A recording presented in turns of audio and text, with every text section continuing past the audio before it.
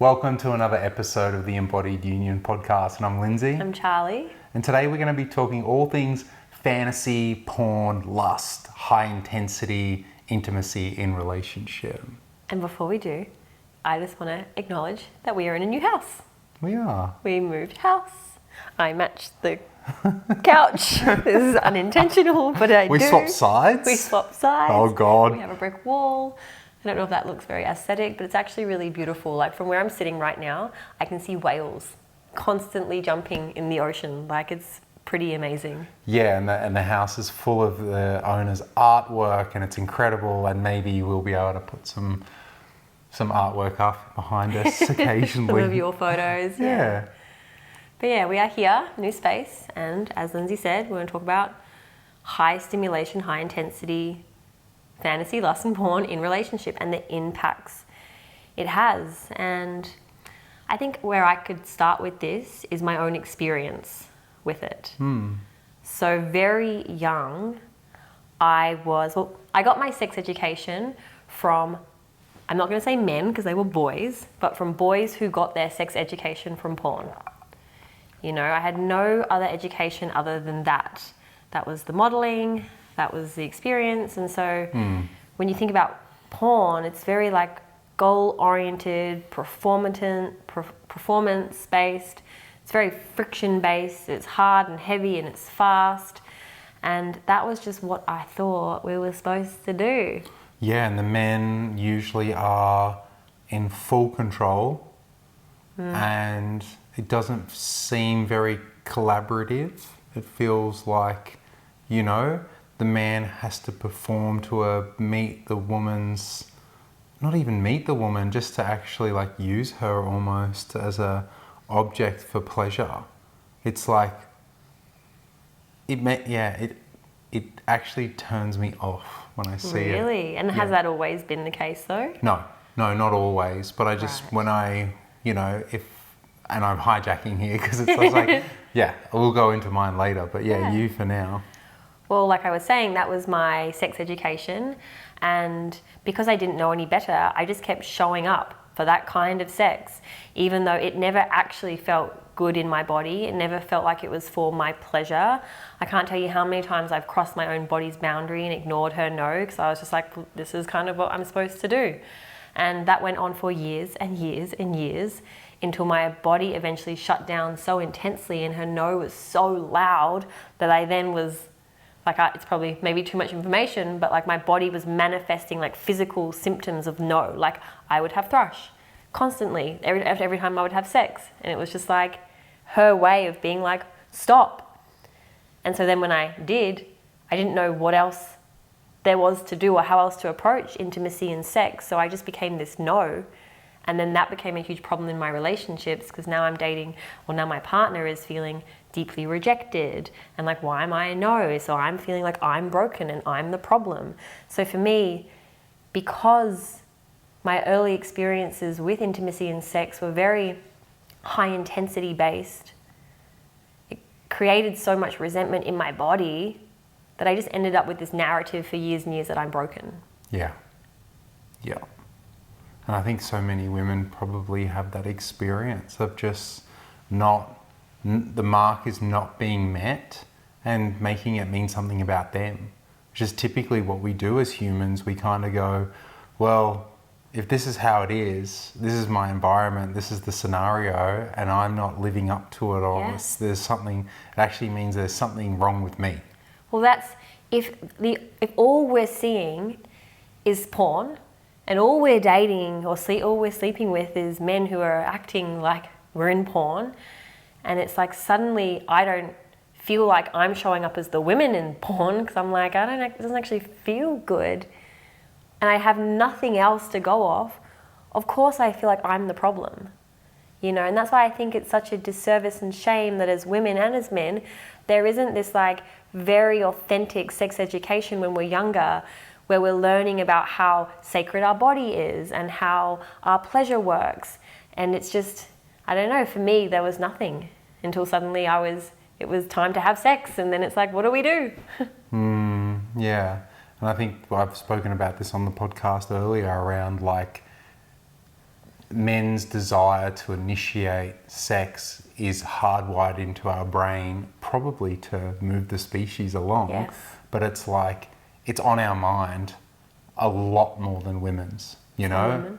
Yeah, some women. And I think that, you know, around, you know, the ability to reproduce or create babies has probably got a big factor to do with it as well. But it's just really thinking back to this, you know, we're learning in our teen years about what sex could be or may be, and so much of our life at that point is so awkward, hard, difficult, you know. There's a lot of shame, there's a lot of judgment about ourselves and our bodies and what we look like and all those things, and what we carry into adulthood in our relationships, you know. Thinking about it for the listeners that are like, how much sex education does each individual really have? You know, we might think we're learning something, or we've had sex and maybe that's the extent of it, it's just our lived experience, but like picking up a book or doing a course or something along those lines. I'm going to talk about my experience growing up was... Can I just add one thing? What Yeah. you're saying is like what I'm thinking, speaking into this like mediocre kind of experience of sex that we're all having, or a lot of people are having. Yes.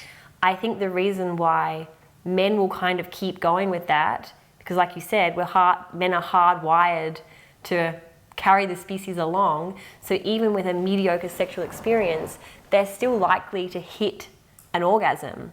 So they will have this blip of peak pleasure, which makes them like okay to keep settling for the mediocre experience. Whereas for a woman, mediocre rarely ends in orgasm, Yes. you know?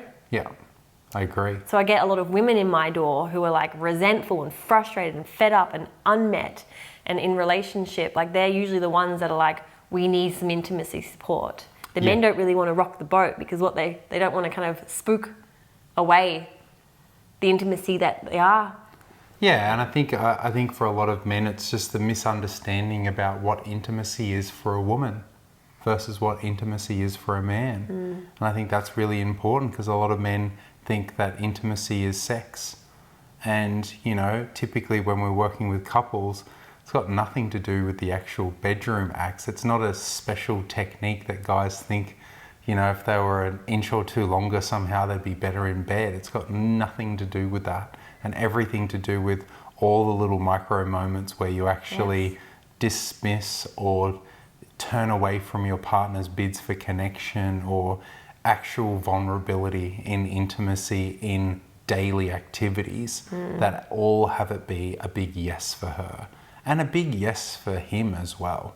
Knowing that, you know, some men aren't met either emotionally some way, and they have their own resentments playing out, and it's kind of like both are losing, both are not, you know, where they really want to So be. both can be losing, and often women know that they're losing, and maybe men don't even know that they are losing because they don't actually know what's possible outside of the friction-based porn model of sex.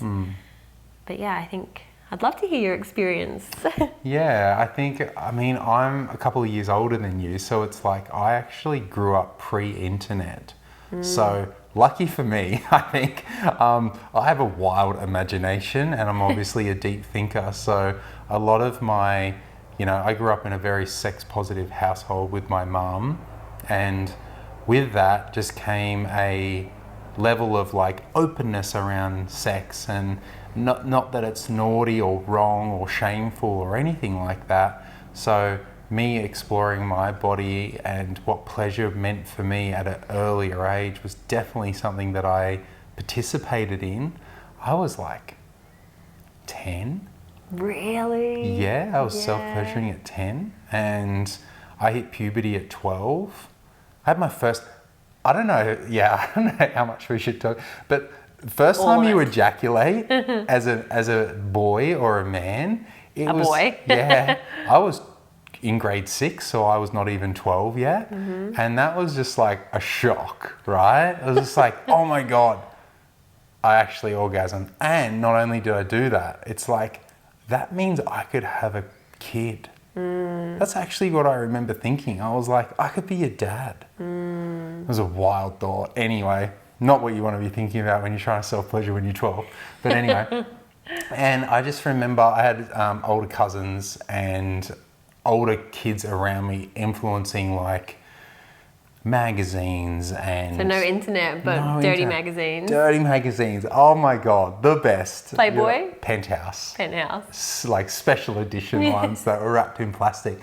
And you know, as a kid in a little small town that was creative, you know, like popping a Penthouse in a Sydney Morning Herald and wrapping it up under my arm and paying for the newspaper and walking out with a Penthouse magazine as a young kid. And just like, I think for me it was also just like, it was still shamed based as far as like somehow I had to hide it, or it was like private or whatever it is. And, you know, like wanting to be with a girl, like obviously at the age, a girl like the same age or whatever, and having fantasy or having like desire was definitely something. And I think the first time that I kind of experienced porn, I was like on computer, would have been like 18, 19. And it was wild. It was like you could look up anything. And I mean anything. You can still look up anything. Yeah. But what I did notice even back then was like I could tell that it was paid actors and they were bad actors. You know, that I was just like, she's not enjoying that, you know, or he's not really with her on this, like not present. Yeah, I could even tell back then. So after watching it, it would always leave me feeling like very empty. And I just remember very early on, just like, I'm not doing that. I'm not watching that. Like it doesn't sit right for me. It doesn't feel right Really? for Even me. at 19, 20? I just didn't. I just didn't watch it. It wasn't something that I was into. Like occasionally, but like I've done more like research on porn than actually watching porn, because it's like, As an adult now, though. yeah, like what is it? Like what is it about it? And you know, I know enough now to know that it's like, we're going to get into it, but it's just really like a lack of authentic connection with others. And usually it's around fear of judgment of what they're into. Like the person consuming porn is, you know, not being rejected. It's easily accessible. It's easy to consume. It's highly addictive. It's high dopamine. It's high pleasure. It's everything that you want as far as like hormonally. Chemically. Oh, absolutely. Cocktail. It's an absolute chemical cocktail. Unbelievably Like powerful. any other addiction. And it becomes like more and more and less of a kick out of it. You know, it's diminishing. I'm so amazed that with your experience, it was your own kind of innate internal compass that was like, this feels like it's lacking presence, this feels empty, this isn't for me. And like, I'm so amazed that you just had that knowing, because when I was getting into porn, because I didn't know any different, I thought it was great. It's like, there was nothing that I had that kind of directed me away from it. It was just like, because I had no other experience. And it wasn't until like later on where I was just like, well, it's not really working for me anymore. Right. So you were watching it to self-pleasure too? Well, I remember that it was when I was young, 18, before I'd had an orgasm. I felt like I was struggling. Hold up. What age did you have an orgasm? See, this is so interesting because you self-pleasured at 10. Yes. And you had your first orgasm at 12. No, I was orgasming well before that. I just was shooting nothing. Okay, right. So this is so interesting to me because I remember feeling pleasure, like sexual pleasure, when I was young, like young, like 5, 6. And I have this memory that I don't even know if it's true, but I remember being shut down. Like maybe, like my dad was like, I know what you're trying to do. And it's like, I don't even know if that actually happened. But between that age, all the way up until I didn't explore my body for my own pleasure until I was in my 20s. You know, like I don't remember really, like when I started having sex, it was because everybody else was having sex. Right. It was just this thing that we all started doing and my friends were doing, so I did it. And when I lost my virginity, it wasn't like this beautiful experience. It's not what any girl would hope for. And then that just kind of set the stage for me having casual drunken encounters, and none of it was really. And so all of my early experiences, like none of it was really for my pleasure. And my very first boyfriend, I remember even then feeling some desire in my body and feeling my like libido, and still we would have sex and I struggled to orgasm. And then I remember he was at work and I brought myself to orgasm utilizing porn, utilizing a mirror, potentially a toy, I can't remember. But I had my very, very first orgasm on my own and I was so, so excited. And I told him about it. And because he was insecure and he wasn't involved, he shamed me. He like shut me down, he made me wrong. And so that just like something froze in my system around my own pleasure. And then I don't honestly remember pleasure being pleasurable until my 30s. I had like a decade-long experience with sex and intimacy, feeling like deeply unmet and continuing to show up because I thought that's what I needed to do to be liked and loved and chosen and in relationship, and just suffering through it. Yeah, isn't that? I always wondered that. And I think, you know, for the listeners that know their erotic blueprint, what I hear so often is that energetics don't really do a lot of self-pleasure early on in their lives. So let's explain that, because some people might know their erotic blueprint. I certainly did not until I met you. And so as I was saying, all these years I have this story that I'm broken because my body's not responding to this friction-based, hard and fast model of sex that I have seen in porn, and it's what men are bringing to me and I'm not enjoying it, so something is wrong with me. And it wasn't until I met you and you introduced me into like this world of the erotic blueprints, and I learned about how we can each have a different blueprint. And for somebody who is energetic, it's not the actual physical friction-based, straight to the genitals, high stimulation kind of thing that gets them going. It's more like the anticipation and the maybe we'll touch, maybe we will kiss. It's the thought of it. It's like playing with the energy. But the thing is, before I'd met you, I hadn't actually accessed my erotic energetic system. So because that wasn't activated, it's like, well, tell me I'm energetic, it doesn't mean anything. But I remember with you, the first time the energetic system like turned on, I'm like, what the fuck is happening? And you're like, I got you. And it's really good. I remember sitting in your lap and I could feel my entire body like vibrating. And I can't remember what you said to me, but I was so shocked. I was like, can you feel that too? And you were just like, I've got you. You knew exactly what was happening. And I was just, this is the first, it's like a key. And so then I understood, I'm actually energetic. So more sexual based experiences, like penetrative experiences, don't always do it for me unless there's a really beautiful big like build up and lots of intimacy and foreplay happening 24/7, and our relationship feeling really good and clean and lots of chats and intellectual connection. But it's like I've been trying to push myself into this sexual box when I actually really resonate with being quite energetic. So my blueprint is more energetic and sensual. What was yours? Mine is definitely more sensual, and I think that's one of the big reasons why porn never did it for me. Right. Because it was like, it's not actually meeting the sensual mark. It was like, oh, he just pulled her knickers off and put his cock in her, and I'm like, that's no one like, that's not for me. That's not the way that I want to make love to my partner. It's just like, it just missed the mark completely for me. So, you know, being someone that has more of a sensual blueprint, and I'm a shapeshifter as well out of the 5. So there's sexual, sensual, energetic, kinky, and then shapeshifter. And shapeshifter is you can be all of them. Yeah, and I think everyone actually is to a degree. Yes. Once you start to know and you start to play with it, there's a lot more range. And there's probably more blueprints as well, if we're being I'm sure fair. it's not this fixed thing. Yeah, exactly. So it's just a guide to help people sort of understand that maybe they're different to their partner.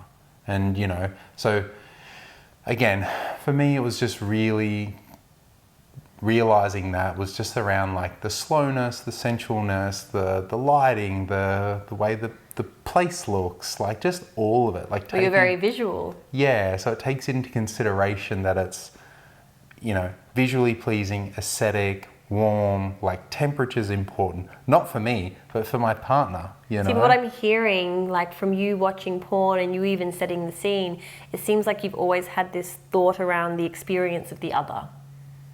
The experience, what experience, like how is this being received by my partner? Yeah, effort being made, Yeah. you know, is just like, to me, it's an obvious one of common courtesy, but also it's just like, if my partner is having a good time, I'm having a good time as well. So like it's, you know, I think of people that say, I don't know, aren't in tune with their partner. Like I think the biggest letdown I could probably hear for somebody is like, my partner's just not with me when they're having sex. It's like, imagine feeling lonely during sex. And I tell you, women, I'm going to say women, I'm going to generalize, but we're so freaking subtle and we're so sensitive, especially when we have done some of this work and we're more in our body. Like, I can feel when you're not with me, even if it's just for a second. If I can feel that your head has gone somewhere else, it's like that just immediately, I know it and it pulls me out of my body. You know, like there's something about your presence that pulls me into my presence. And that's what you were saying before, like great sex is actually not about a position or a style or anything we can teach you like practically, because it's actually just about being really present with one another, and then not much needs to happen. The sex kind of has you, you know, rather than us trying to figure out how to do sex. It's like sex happens energetically when we meet each other in full presence. Yeah, and I think, you know, so just knowing that growing up, or knowing myself enough, it was just like, that's how I did meet it. But fantasy, sure, you know, like definitely something that I definitely have and probably had as well, was just around, you know, like, I think the thing for me was fantasy created for me expectation.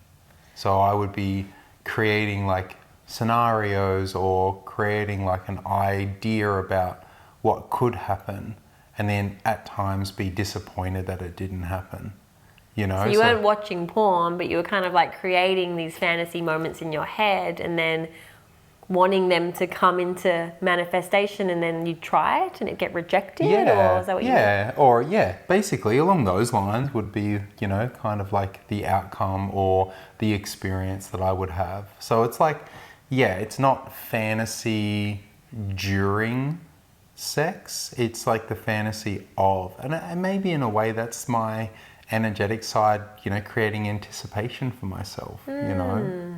Yeah. My experience with fantasy, it's very much connected to porn. It's like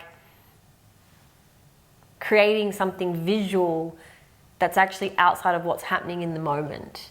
You know, like even if you're watching porn and you're getting turned on by porn, you're actually not really connected to your body and the subtle, like you're not available for the subtle sensations that are actually very ecstatic in your body. You're out of your body in fantasy. And if that might be, that could be on the screen or it could be up in your head. And yes, it can get you to orgasm, but I think it's a disservice to what's possible inside of pleasure. And for me, growing up with porn and like terrible sex, it's like I was very conditioned to utilizing fantasy. Otherwise, I felt like I couldn't get wet, I couldn't be ready, couldn't be turned on, wasn't aroused. And so fantasy for me was like the Band-Aid, or just the quick fix to try and get me where I thought I needed to be. But it actually just took me further away from what's possible. Yeah. And it was a big job unraveling all of that. And just like I've got to be ready. You know, like this is the thing that I think a lot of people have in relationship. It's like, oh, they want it, so maybe I should, or Expectations around sex. oh, big time, and feeling that pressure or that duty to show up, or you know, like in the beginning, and I think this is like very common for couples, is like in the beginning, all this, not fantasy, but the intensity is there. The honeymoon energy. Totally. And, you know, I think there's an unrealistic expectation that men, and I will say men as a general, is like that stays at that level. You know, there's an expectation that's not a precursor, but it's basically like it's the metric for a good relationship, or it's a metric for love. You know, because a lot of men, and again I generalize, use sex for connection. You know, so it's like I'm using sex to get connection with you, whereas women typically are around the other way, where it's like we're using connection, you know, or the connection needs to be there to want to have sex. You know, and they're at odds with each other in a way. I think it's really important what you were just speaking into around the honeymoon phase, and that more like during that season of relationship, because the honeymoon is based on the novelty and the mystery and the fantasy, because the fantasy is who are you, mystery character, and where's this going to go, the unknown, it's all unfamiliar. And so the intimacy can feel quite effortless because it's being fueled by this honeymoon energy. But if you don't know how to create intimacy outside of intensity and honeymoon, then your relationship will suffer down the track, because the honeymoon is going to die. The honeymoon will always die because it is based on novelty, and novelty will wear off. Yeah. So that's why we see a lot of couples, and this was my experience in every single relationship bar this one, honeymoon phase, showing up for sex, no problems. Then the honeymoon dies, and typically it's anywhere between 3 to 6 months. Some people get a couple of years. But when that dies and conflict starts to bubble up, the intimacy is usually the first to go. So that's when we get couples wanting to learn how to reconnect, how to find that spark, how to re-inspire desire. And the beautiful thing is you can, but you kind of have to put everything you think you know about sex in the bin. I agree. I absolutely agree. And usually it's got nothing to do with sex itself. It's got everything to do with everything else around the relationship. That if you clean that up, then intimacy is a byproduct. Sex is a byproduct of feeling connected, being in play, making agreements, having shared values, respecting each other.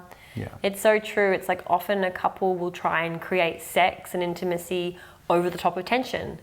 It's like we're just trying to create this so we can feel like we're okay, but we're operating on top of all this stuff, and so then it can just feel like clunky, it's not it, and then we can create more stories around like, our intimacy is in shambles. Yeah, and typically what I sort of see in that is women are better at saying no when something isn't right in their relationship around sex, and men will take it because it's like, or have it because, you know, it feels good or whatever it might be. Well, like we were saying, he might still hit his orgasm, you know, where for a woman, we really need, like, the best sex we can have happens when we feel open, safe, relaxed, receptive, and like in full respect of our man, you know, like that really is what opens the door. Absolutely. And I think with that too, it's just, lost my train there, but it was just like, we were speaking, what were we speaking to? I was speaking to something and then you jumped in. Oh, No, it's okay. It's all right. I just was trying to... that's gone. Okay. Well, I think what we could speak into is if a couple is feeling like they're kind of in this mainstream model of sex and it's not really it, and one or both are feeling a bit unmet, what can they do? What can they do? And I can speak about it. We can both share our experiences with that, because what really was helpful for me was meeting you, which is the truth. And before I met you, I'd spent a good couple of years starting to learn about Tantra, starting to learn about sacred sexuality, starting to learn about how like the difference between masturbation and self-pleasure, and learning about my own landscape and my body, and like what pleasure was really about for me, and like really deep diving into like my body, just like to get to know it. And the more tantric practices, like recognizing that these friction-based in and out models of sex were just really creating more contraction and tension in my body.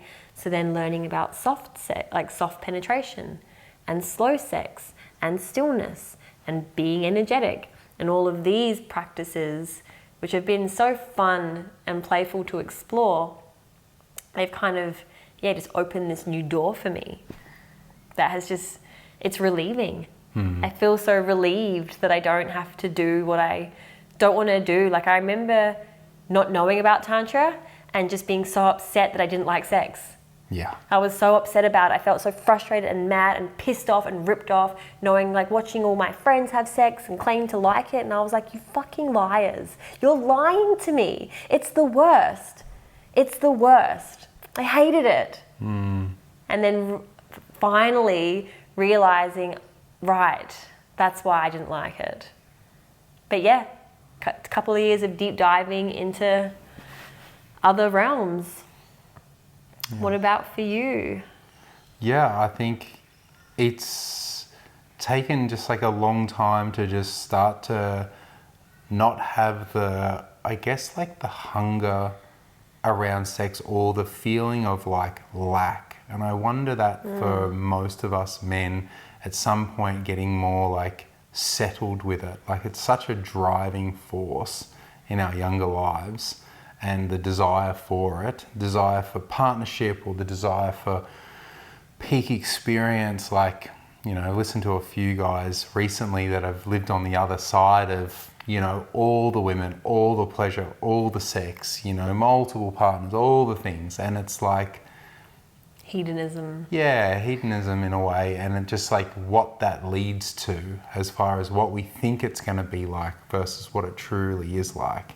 And I think like anything that's high fantasy, high dopamine, high oxytocin, and for men vasopressin, all the chemical cocktails that we were talking about before, it just,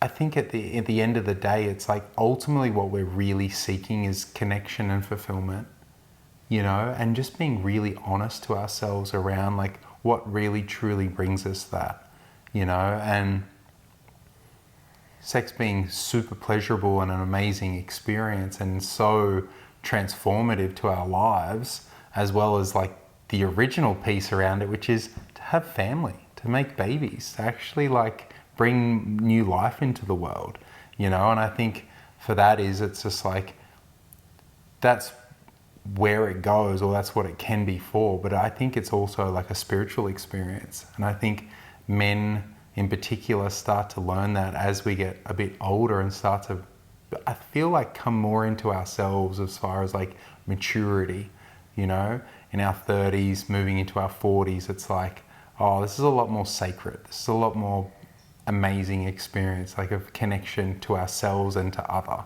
I have a question. Do you honestly think that that transition is happening for most men, or is it happening for men in your kind of circles who are like into personal development, into men's work, into doing this work on themselves? Because I also know a lot of men in their 30s, 40s, 50s where it's like that transition there hasn't been something that's kind of opened that door. True. I think, you know, and I think there's a lot of boys that are older, you know. And a lot of girls walking around as women. Yeah, so I think there's like a missing piece there would be just like, I think there's a lot of men that just don't really know themselves very deeply, you know. So, and that to me is just a sign of, again, as always, emotional intelligence around just having awareness around oneself, around the story that we hold and the beliefs and the values that we hold in ourselves, and the ability to like look at ourselves objectively, you know, like, okay, am I really showing up in my relationship that's bringing joy and pleasure to my relationship? Or am I expecting it from my partner somehow, that they should generate it for me? It's like, what did you do? Marry your mum? Like, you want mum to do everything for you? It's just like, how are you showing up for that? How are you creating that? How are you, okay, great, you might be the provider of the household and work really hard. Doesn't mean you get a hall pass for not showing up, you know, to your partner in a way that makes the relationship feel good for both parties, you know? Yes, we want your protection and provision, but also for our body to be open to you, we need a little more, Yeah. you know, to be met emotionally. Yeah, otherwise, the reason why there's so many women that are divorcing men, it's like the highest, I forget what it is, if it's 80% women that file for divorce, it's like typically it's because it's like emotionally not getting met. And lots of women leaving men to go and experience being with women. That as well, yeah. Like that's actually really common. It is these days, absolutely. Because women are craving that emotional connection. Yeah, I think so.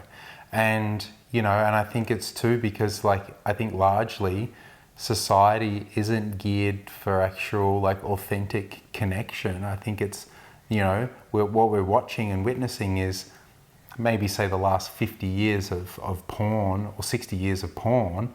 It's just like, what positive impact has it had? Oh, God. It's not good, you Not know? at all. And even fantasy, like putting that pressure on your partner to perform or to show up a certain way, it's like, I think that is very detrimental. It just creates a lack of presence in between the two people in the relationship. And I think ultimately what's happening here, and if we're going to pivot here, is like, really it's about having authentic, honest, connected conversations around what I desire, what I would like to experience, and for both people in the relationship, or 3 or 4, whoever's in the relationship, just to like really be able to express themselves authentically.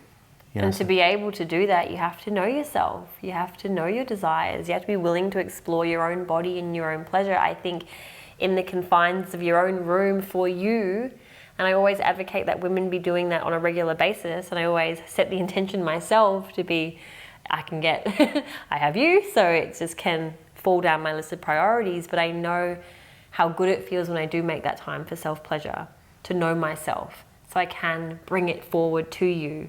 So you don't have to try and figure it out.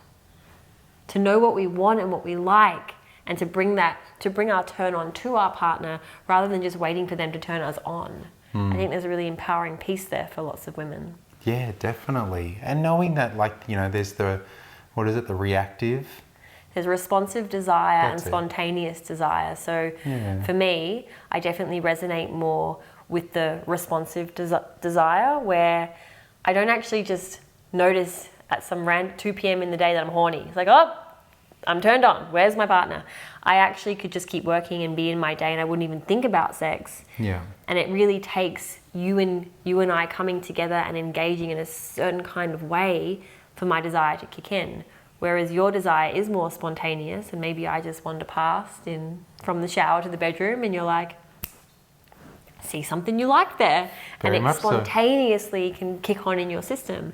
And when we don't have awareness around whether we are more spontaneous or responsive, then we can fall down by taking our own system personally, but also taking our partner's system personally. Oh yeah, the amount of men I've worked with that are like, she doesn't engage in sex. It's like, she probably never will. It's just like, stop waiting for her.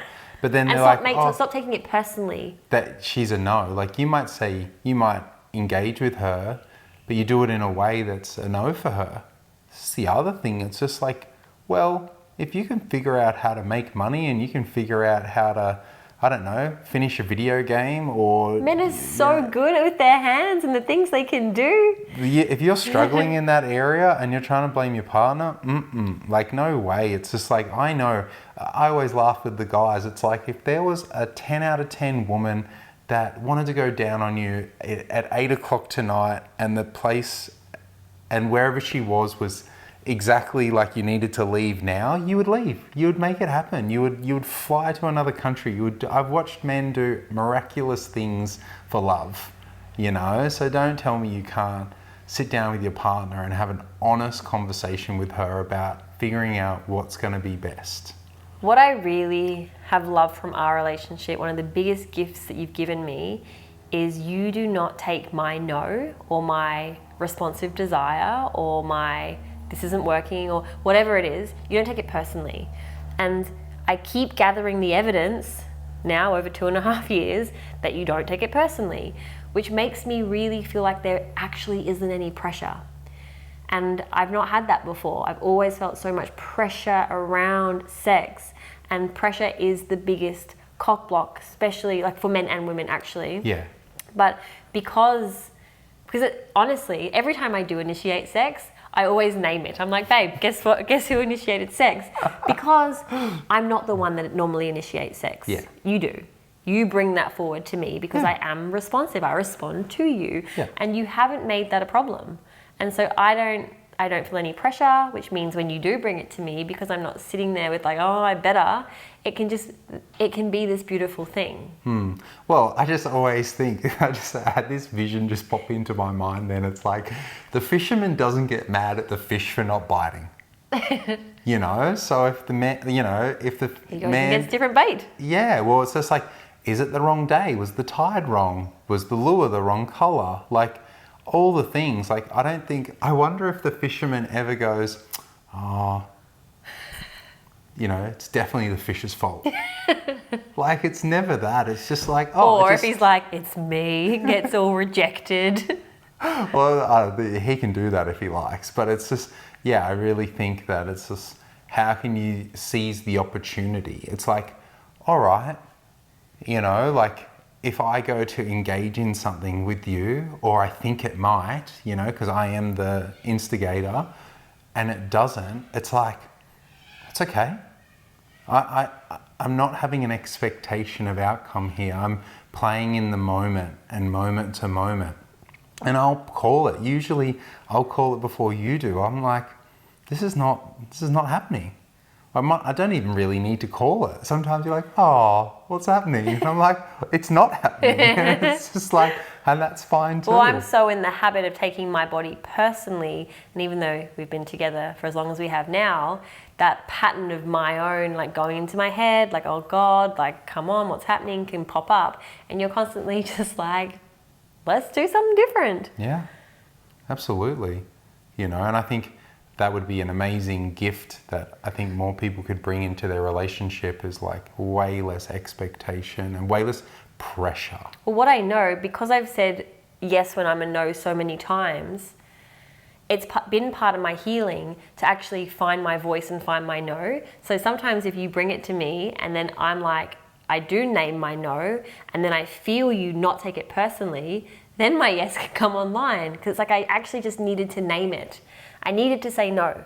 I needed to feel that was okay. And then my body relaxes, and then that my no can become a maybe, and my maybe can become a yes, all in the same experience. Yeah, and I think that's probably, a segue here to like speaking to the avoidant around this. Like, it's not my experience to be avoidant in relationship, but just really like having compassion for the parts of, people that are wanting a relationship but fearful around it, and potentially utilize porn for their pleasure needs, because it means that they don't have to sort of overcome the anxiety of leaning in so hard, and I think that is, something just to name, that it's like, I'm not shaming the avoidant for not being able to lean in. It's fucking frightening for them to be in relationship at times, of like, intimacy is a lot, and it could feel constraining. So I can so see how porn could be a great tool used effectively to sort of support,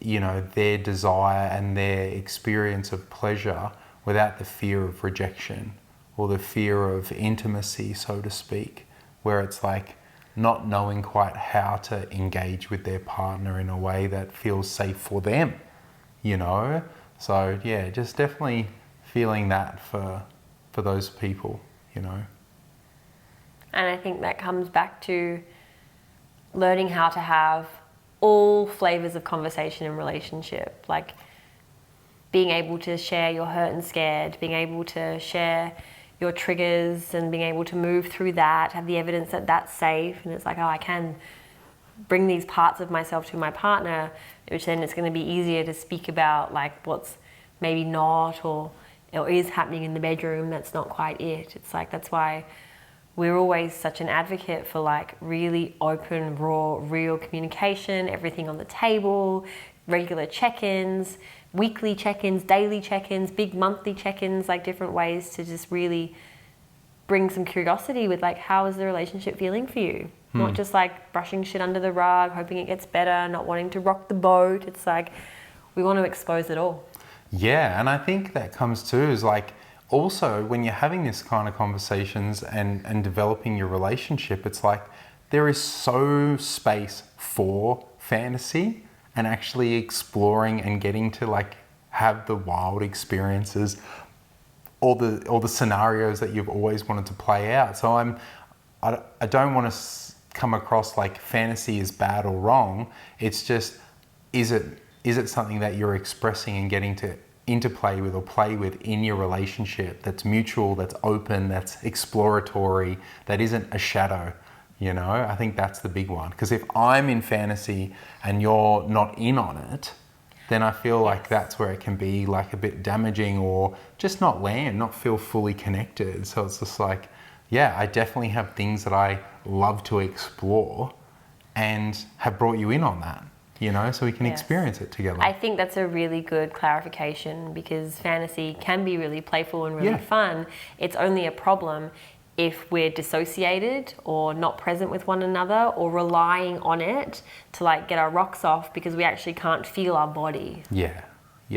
And I think that, you know, to me is like, that's the ultimate, like having the ability to be able to experience and express ourselves in all the ways and explore and make mistakes and have fun with it and laugh more during sex and, you know, Not take it too seriously. Yeah, like it gets to be great. And have range. Yeah, absolutely. And more to that for people. So we're not just repeating the old patterns of like, this is what we do, this is what we've always done. The honeymoon has to die and then sex becomes a chore and that's just the way it goes. And then we got to fight about it and then we got to try and make it work over the top of all the other resentments and all the other things that have happened, and put it in the bin.